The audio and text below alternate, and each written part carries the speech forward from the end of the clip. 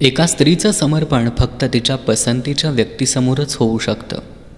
यानंतर तडजोड हा एकमात्र पर्याय असतो, स्वतःसोबत, समाजासोबत, आयुष्यासोबत.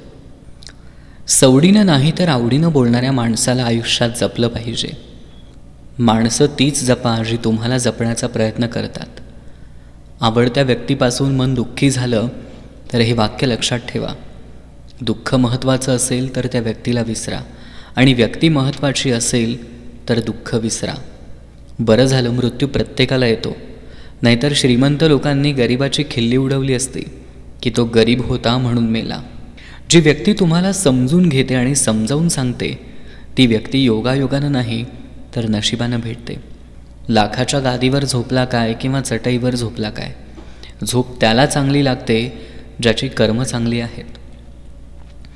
माणसानं श्रीमंतीचं कौतुक जरूर करावं, पण साधेपणाला दारिद्र्य कधीच समजू नये.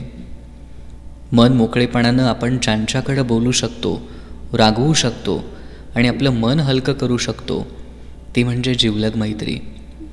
खूप संयम लागतो नाती टिकवायला, नाहीतर दुनिया तयारच आहे कान भरून देऊन आणि महाभारत पाहायला.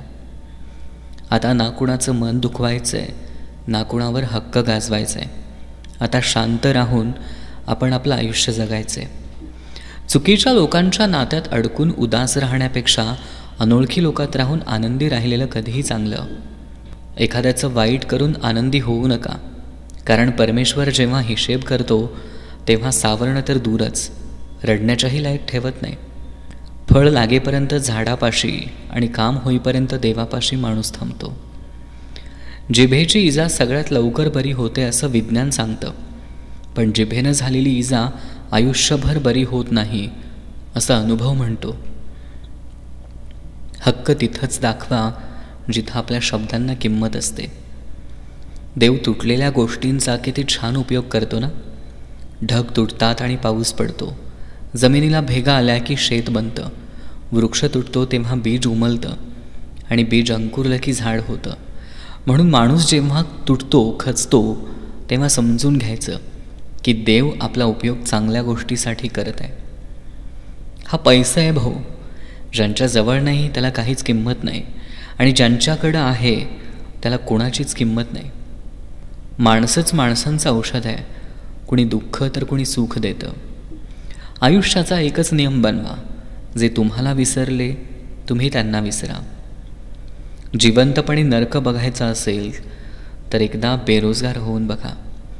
ना सन्मान, ना इज्जत, ना पैसा, ना व्यवहार. कितीही चांगलं वागलं तरी काही लोक आपल्याला फक्त ऑप्शन म्हणून त्यांच्या आयुष्यात ठेवतात. गरजेपेक्षा जास्त खाल्लेलं अन्न आणि लायकीपेक्षा जास्त दिलेली इज्जत काही लोकांना पचत नसते. स्वतःची ओळख स्वतः बनवा. उद्या कोणी म्हणायला नको याला मी मोठं केलंय. कधी कधी नियती मुद्दाम संकटात टाकत असते, कारण तिला पण दाखवून द्यायचं असतं, बघ तुझ्या हक्काचं कोण आहे आणि परकं कोण आहे. सुखाला सोबत लागते, पण दुःखाला एकटेपणानंच जगावं लागतं.